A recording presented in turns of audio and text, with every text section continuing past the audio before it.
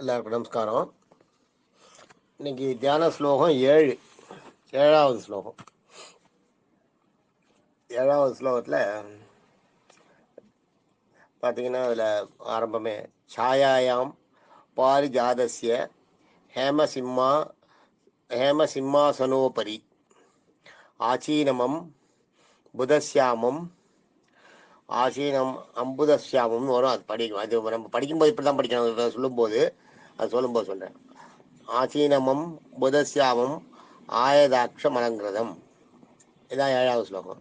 இதை எப்படி சொல்லணும்னா, சாயாயாம் பாரிஜாதஸ்ய ஹேம சிம்மாசனோபரி ஆச்சீனமம் புதஸ்யாமம் ஆயதாட்சம் அலங்கிருதம் அப்படி சொல்லணும். சொல்லும்போது இதில் சாயாயாம்னா நிழல். சாயைன்றது சாயல்ன்ற பாருங்க, அதான் இவன் சாயலாக இருக்கான்றல, அது சாயான்றது வந்து நிழல். சாயாயாம்னா நிழல் இருக்கிற. என்ன நிழல்ன்றது அடுத்தது சொல்ற. பாரிஜாத மரம், வைகுண்டத்தில் பாரிஜாத மரம் இருக்கான். அந்த பாரிஜாத மரத்து நிழல்ல இருக்காராம். அதுதான் சாயாயாம் பாரிஜாதசிய சாயாயாம்னு வரணும். அதில் அப்படி வந்ததுன்னா கரெக்டாக பாரிஜாதசிய சாயாயாம்னா பாரிஜாத மரத்து நிழலில் அப்படின்னு அர்த்தம். பாரிஜாதசிய சாயாயாம் ஹேமசிம்மா.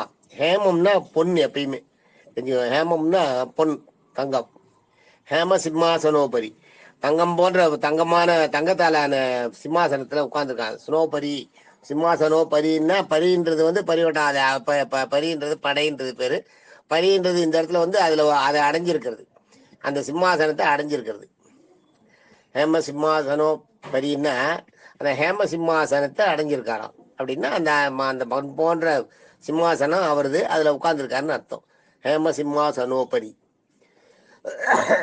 அதே அடுத்தது வந்து பார்த்தீங்கன்னா, பாரிஜாதசிய சாயாயாம் ஹேம சிம்மாசனோபரி, பாரிஜாத மரத்துக்கு கீழே தங்கத்தாலான சிம்மாசனத்தில் அமர்ந்திருப்பவன். ஆசீனமம்னு பாருங்க. ஆசின்னா சூழ்னா மேகம் வந்து அப்படி கண்ணங்கரையில் சூழ் கொண்ட மேகம்னு வா தெரியுமா உங்களுக்கு? கரு கொண்ட மேகம்னு, கர்ப்பத்தில் இருக்கிற அந்த கருவுக்கு பேர் சூழ்னு பேர். அது மாதிரி அப்படியே பயங்கர டார்க்காக இருக்கு. அதுதான் அந்த சூழ் தான் ஆசின்றது சூழ். நமம்னா மேகம்.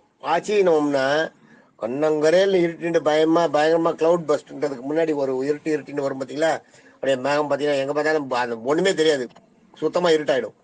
அந்த மாதிரி ஒரு மேகம் இருக்குது பார்த்தீங்களா? அதுதான் கருன்னு மேகம் இருட்டின்னு வருதுன்றமே, அதுதான் கரு கொண்ட மேகம். அதுதான் கரு கொண்ட மேகம் வந்து சூழ். அதுதான் ஆசீனமம்ன்றது கரு கொண்ட மேகம். ஆசீனமும் அம்புதசியாமம்னு சொல்லணும். அதில்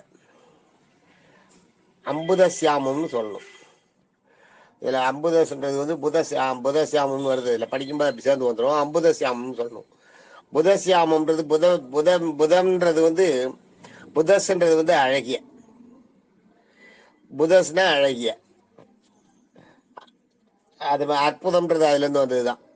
புதஸ்னா அழகிய, அம்புதஸ்னா ரொம்ப அழகிய, மிகப்பெரிய அழகிய, மிகவும் அழகிய, மிகப்பெரிய அழகிய.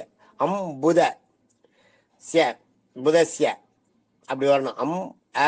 அம்புதஸ்ய, புதன்றது வந்து பெருசு. அம்புத வர்றது வந்து அம்புதஸ்யன்றது வந்து அழகிய. அம்புதஸ்ய மிகப்பெரிய அழகிய. புதஸ்ய அப்படி வரும். இம்மு நடுவில் சேருது பாருங்க, அம்முன்னு. அது சேரும்போது அதுக்கு வந்து அழகியன்னு அர்த்தம் வந்துடும். அழகிய புத, மிகப்பெரிய புத. அம்புதஸ் யாமம். அம்புதஸ் யாமம்னா மேகம், மிகப்பெரிய அழகிய மேகம். அதில் இந்த இடத்துல மிகப்பெரிய அழகிய மேகம்னு சொல்றார். அதுக்கு என்ன அர்த்தம்னா, மிகப்பெரிய அழகிய நீர் சூழ்களை உடைய மேகம் போன்றவன். என்ன முதல்ல நீர் சூழ்கள் இருக்கிறதா சொல்லியிருக்கோம் இல்லையா? அதனால மிகப்பெரிய அழகிய நீர் சூழ்களை உடைய மேகம் போன்றவன் அப்படி எடுத்துக்கலாம். அதில் அம்புதசியாமம் ஆயதாட்சம். ஆயன்னா கூலா இருக்குது, கண்ணுக்கு பார்க்கறதுக்கே குளுமையா இருக்கிறதுக்கு பேர் ஆயன்னு பேர். ஆயதா அக்ஷம். அக்ஷம்னா கண்ணு. அதான் குளிர்ந்த கண்களை உடையவன் ஆயதாட்சம். அலங்கிருதம். அலங்கிருதம்ன்றது வந்து அலங்குன்றது வந்து அலங்குன்றதே வந்து அலங்காரம் பண்ணிக்கிறோமே, அதுதான் அதுல இருந்து வந்தது அலங்காரம்ன்றது. நம்ம மேக்கப் படிக்கிறோம் இல்லையா, அதுதான் அலங்காரம் வந்தது. அலங்காரன்றது இயற்கையாகவே மனுஷாளுக்கு வந்து சிலருக்கு அந்த மாதிரி ஒரு அழகு இருக்கும். ஒரு அலங்காரமே தேவையில்லை. அது மாதிரி அலங்காரம் அதுக்கு தான் அலங்கிறது வந்து அலங்காரமான அப்படின்னு. தம் தம் தம்ன்றது வந்து பார்வை, பார்க்கறது. அலங்காரமான பார்வையை உடையவன் அப்படின்னு அர்த்தம் அலங்கிரதம்ன்றது. இது பாட்டுக்கோட அர்த்தம். இது கன்க்ளூஷன் பார்த்தீங்கன்னா, பாரிஜாத மலர்களில் பொன் போன்று மிளிரும் சிம்மாசனத்தில் அமர்ந்திருப்பவன், மிகப்பெரிய அழகிய சூழ்நிலை உடைய மேகம் போன்றவன். மிகப்பெரிய அழகிய சூழ்களை உடைய மேகம் போன்றவன் கரெக்ட். குளிர்ந்த கண்களை உடையவன், அலங்கார பார்வை உடையவன் அப்படிங்கிறதா இதுக்கு அர்த்தம். இது வந்து இந்த 7வது பாட்டு. தேங்க்யூ.